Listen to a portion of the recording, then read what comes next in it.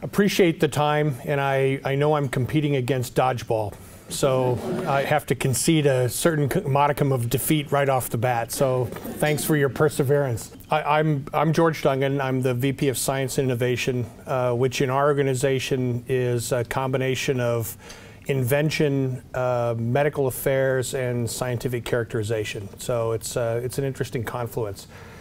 I bring that up because towards the end of this, I'm going to be talking really briefly about some of the sponsorship for research that we're going to be initiating. So I want to talk to you about some of those programs. Tonight, I want to spend a little bit of time talking about high-velocity nasal insufflation, or HVNI. Hi-VNI is the trade name that it goes by. It's a refined modality for delivering high-flow nasal cannula therapy, which I know some of you have had experience with. There are some important differences, and my primary objective tonight is to help explain what high-velocity nasal insufflation is, a little bit of the mechanism of action, so that we can dive into what's different about it, where does that exist, and then finally circle back around to some of the clinical application. Just show of hands, was anybody here in Professor Doshi's talk yesterday? Couple, okay. So I think that this will be a capstone to that to a certain extent, to fill in some of the gaps that his 12 minutes didn't permit him to be able to run through. So I've got a significant disclosure. I'm a shareholder and employee of Vapotherm. So I'll check with our CEO. Is this still an accurate slide? Is that okay? Good. Thanks. Appreciate that. This is the only slide I'm going to require reading tonight. So I apologize. You just have to bear with us as we go through this. But I want to start with some definitions, and we're going to circle back around to these as we move through these slides. HVNI, high-velocity nasal insufflation, is a therapy that uses flow characteristics through a nasal cannula, so it's an open system, no mask, with ideally conditioned respiratory gas, and it's intended to accomplish two primary objectives. For inhalation, we want to approach the patient's peak inspiratory flow.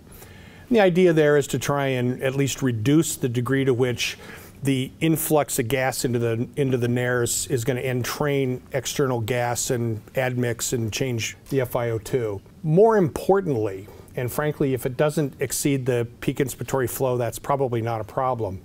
The more important mode that we're trying to address is the expiratory phase. So on exhalation, our goal is to provide adequate flow and specific flow characteristics, and that's really the key, to purge the nasal, oral, and the pharyngeal regions of the upper airway.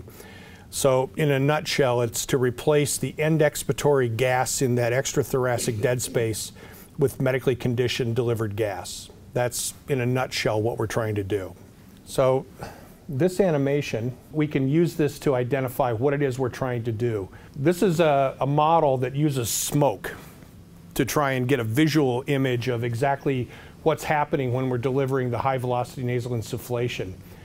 As the gas enters the nares, we see a vortex form, and we see flush of this anterior part of the nasal passage.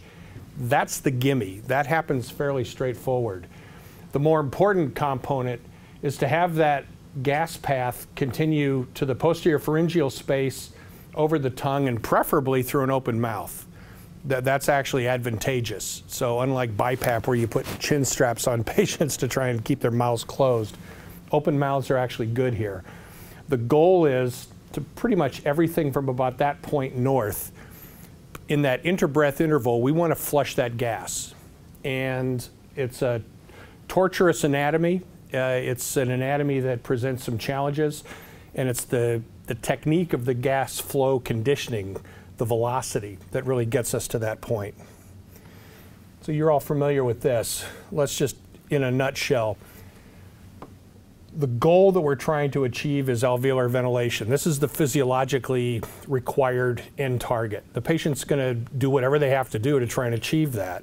The work required to get to that point is a combination of things. The gating element, the determinant of that ventilatory efficiency, is the dead space. So this dead space ventilation is the piece that probably is it's the element that we have the most impact over. So imagine a case where you've got a patient coming in, an acute exacerbation of COPD, heightened work of breathing. The lever that we have access to in terms of non-invasive ventilatory support to treat these symptoms is to try and modulate this amount of dead space. And that's what this flush is intended to accomplish. So with this cartoon, red is the external medically treated gas. Blue represents the exhaled gas. And in a normal breathing situation, the anatomical dead space serves as a reservoir for this end expiratory gas.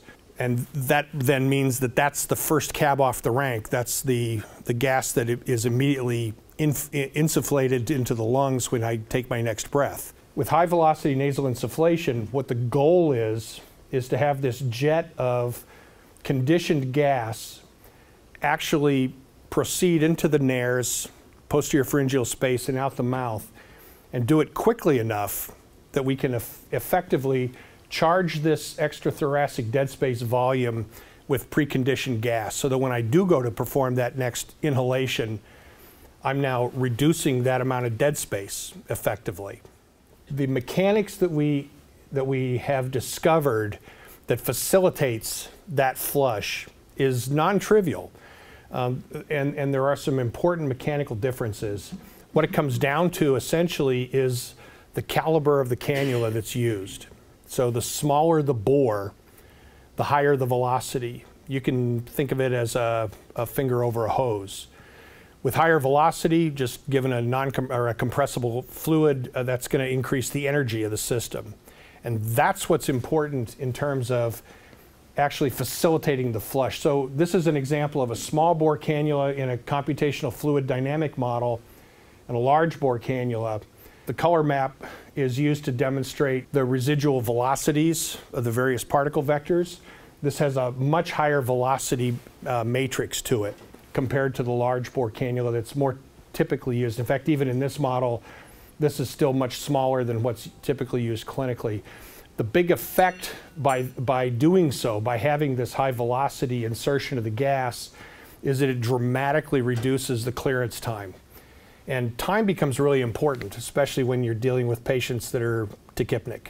It's that interbreath interval becomes really, really short, and we're talking tenths of a second to affect that facilitated flush. This is the damn picture that I got from Tom. Tom keeps coming back over and over and telling me to use the damn picture because there are some damn characteristics of this that are pretty important. If you think in terms of flow, so liters per minute, gallons per hour, flow is constant in the system. The flow is exactly the same here as it is here as it is here. There's no difference in flow. But by choking down this broad, high-pressure back into this little tiny orifice, I've now increased the velocity and the energy, more importantly, of that outflow. And you can see, given all the roiling of the water and the disturbance and the vortices and eddies, that energy is not without impact in terms of its interaction with the rest of the fluid medium. And you can also see, and we see this in the modeling we do, you move further downstream and you can think of this as kind of the nasal cavity that's now dissipated. It's to the point that it's not creating a significant deleterious impact. But it's this piece that's the important piece for us.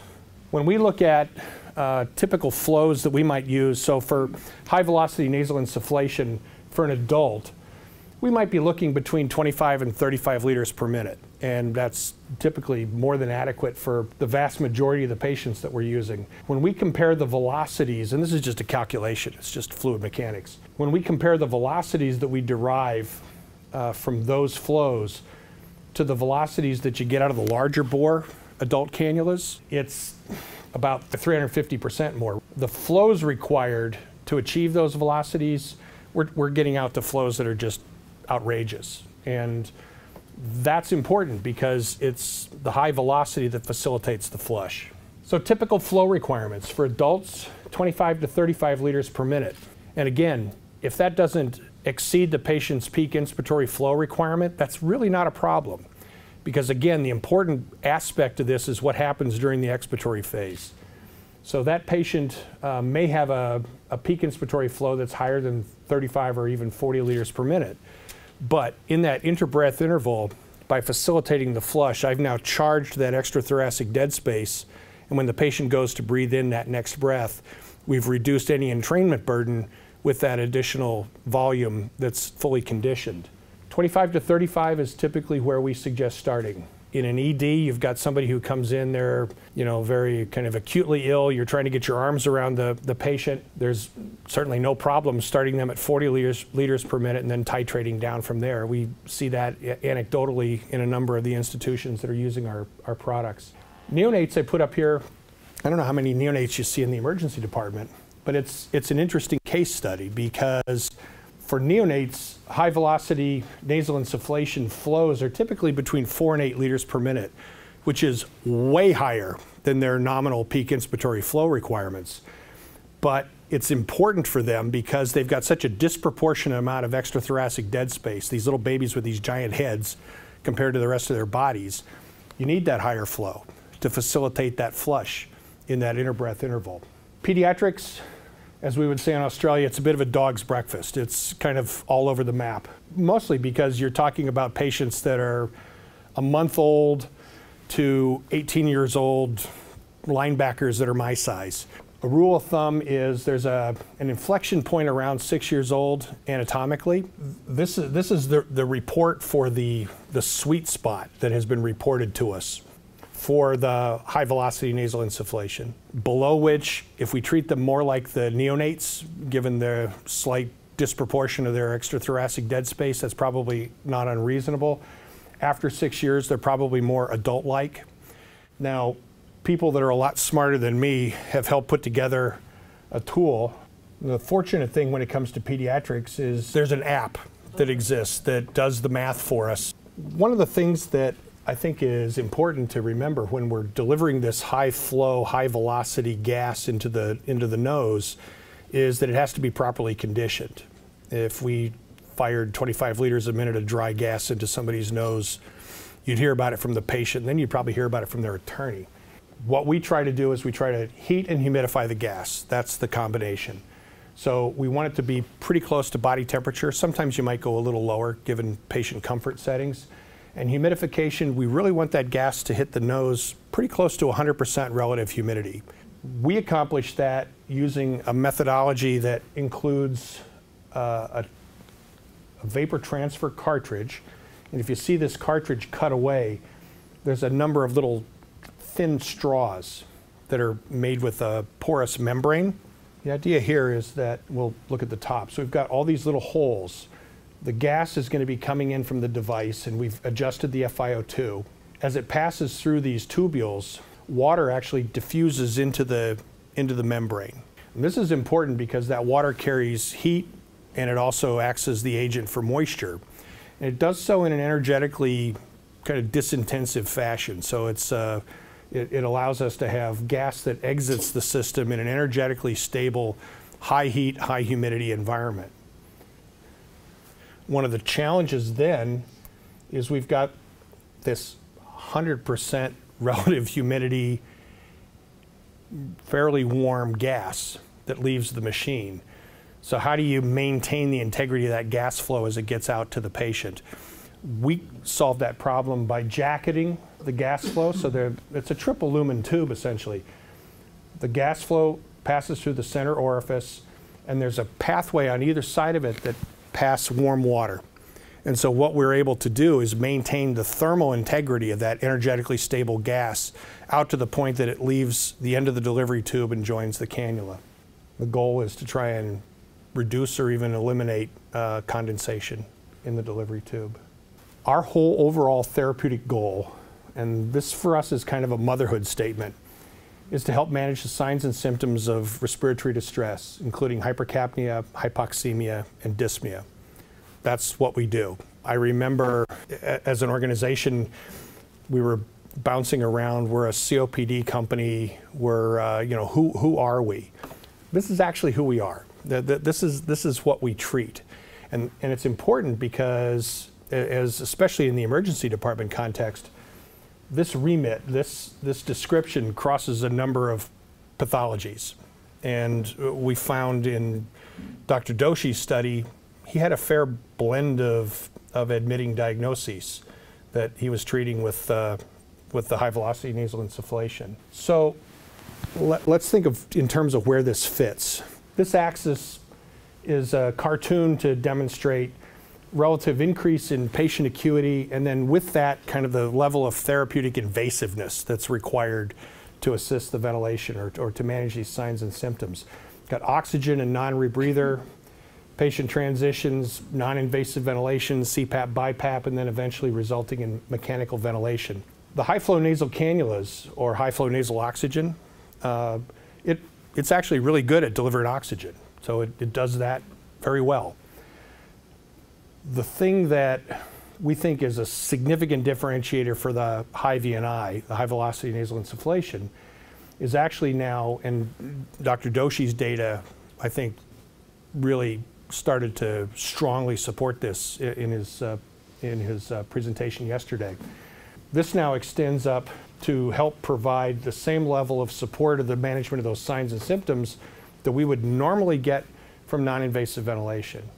And that's, I think, the important difference between the two therapies. When it comes to who's the right target, this is a possible map. This is the construct that we've developed in terms of thinking through who's a target for HVNI therapy, for Hi-VNI. And we'll start at the middle. So the axes here, we've got increasing work of breathing, fatigue load, kind of moving across the x-axis. The y-axis you can think of in terms of the probability that the patient's a likely candidate for HVNI therapy. And the peak here is kind of at that junction between compensated respiratory distress and uncompensated. So as the patient's blood gases start to deviate and some range around that, this is the likely best target for something like HVNI. Certainly for early experience with HVNI, because your clinical context is going to help define a lot better where these lower edges are, where these upper edges are. So as we move lower in acuity, lower in the work of breathing requirement, the patient isn't quite as fatigued, simple oxygenation might work just fine. As we move further down the line, so the patient's becoming more fatigued, work of breathing is becoming excessive, at some point you're going to transition and that patient's going to require positive pressure or mechanical ventilation. So it's really understanding where the bounds are. And as I said, that's likely to shift depending on your kind of clinical context. Nurses, respiratory therapists, the physicians ordering the care. It's going to shift depending on the patient too.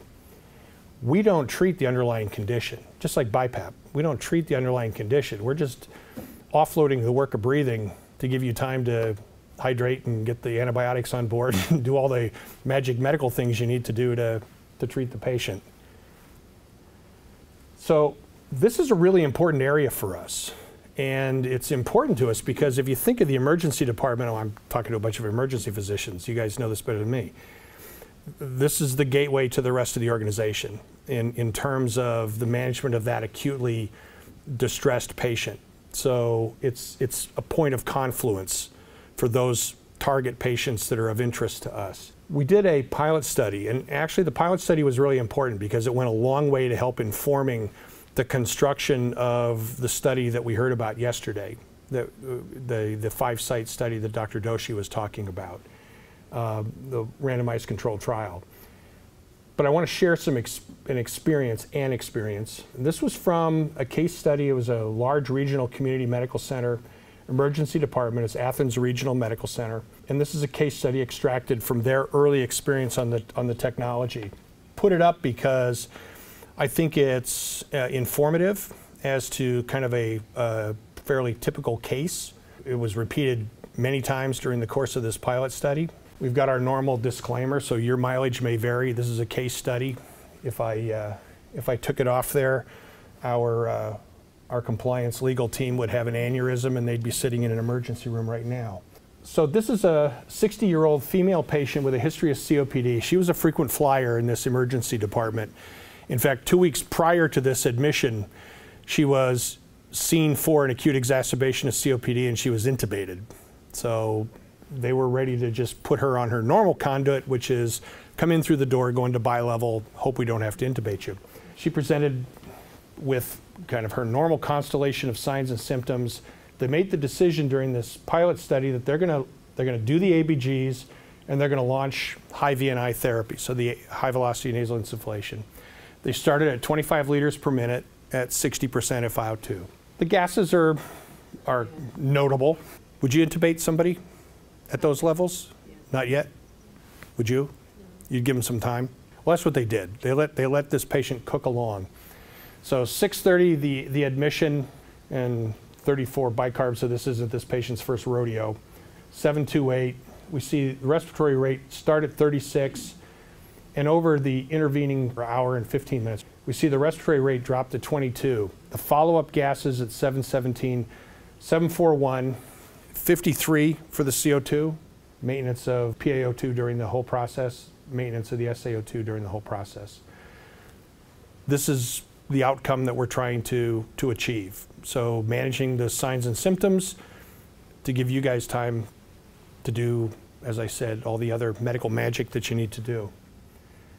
They were flabbergasted at the site just because this was a well-known, frequent patient.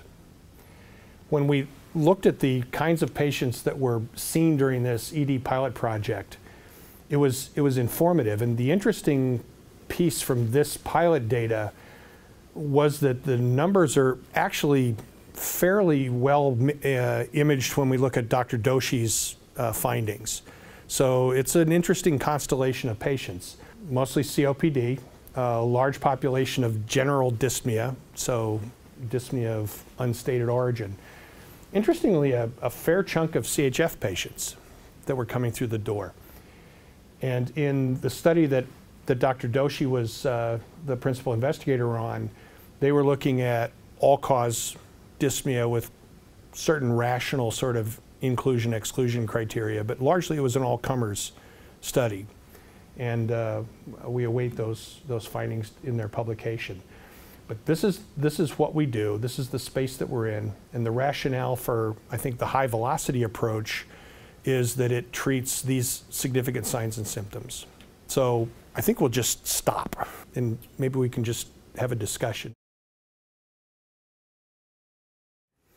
I don't think we are better than BiPAP or CPAP.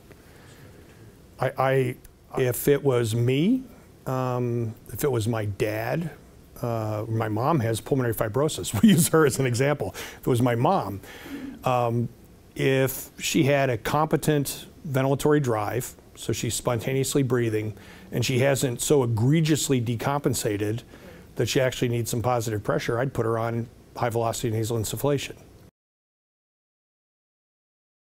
If you need a timed backup,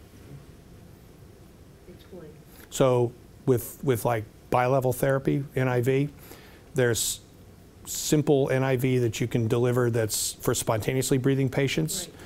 There's NIV that's going to be delivered with a backup rate, right, essentially. So we're getting out to that kind of far right-hand side of that curve when the patient's either decompensated to the point that they need backup breaths, they've got a pathology that requires backup breaths, so somebody's, you know, got motor neuron disease. What's that? Then you shouldn't use us. Right. I wouldn't. I actually had a discussion with a colleague of mine in Australia about Lou Gehrig's disease, yeah, amyotrophic lateral sclerosis, their motor neuron disease kind of garbage can description. And this is pretty clearly a no-fly zone for them. And I can't argue with that. Our therapy is predicated on somebody being having a competent drive. Yeah. Interestingly, we did see some patients in this that were overdose. I think if I had the appropriate bucket of Narcan sitting next to me, I might look at that. But how many of you have some version of high-flow nasal cannula in your emergency departments? Do you use the the traditional HFNC, or do you use the high velocity nasal insufflation, the precision flow? I have a question. Yes, ma'am. How do you give bronchodilators in a Vapotherm system in case patients want it, especially in COPD? Yep. So there's an adapter that goes on the end of that delivery tube. So we've got the water jacketed tube that ends in an adapter, and it's essentially a T. So it fits like an aerogen generator, fits into the top. You've got the gas stream coming from the device.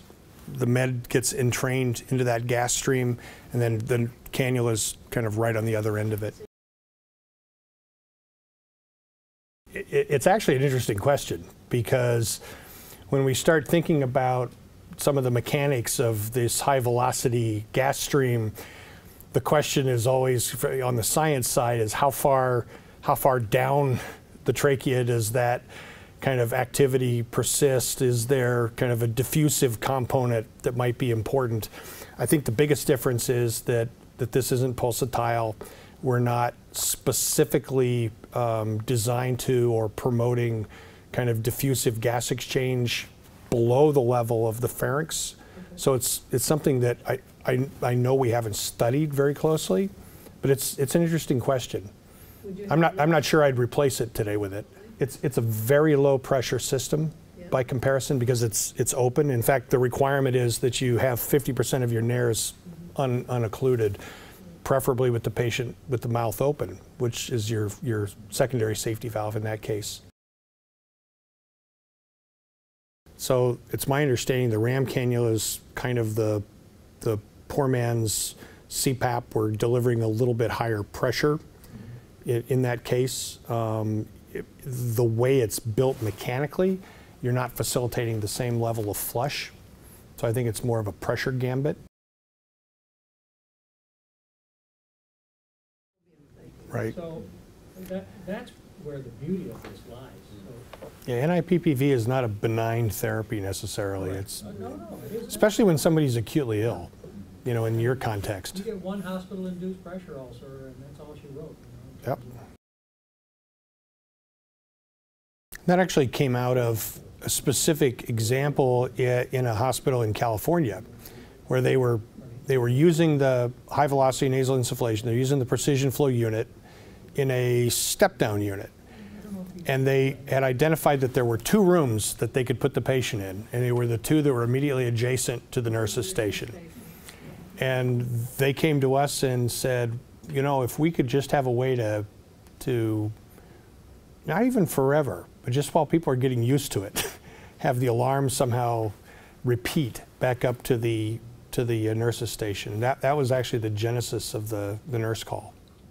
Alarm fatigue is ECRI's #1 hit parade and has been for years, right, Mark? So nobody got beamed by a dodgeball. I really appreciate your patience and interest. I really enjoyed the discussion. Thank you very much. Please let us know how we can help.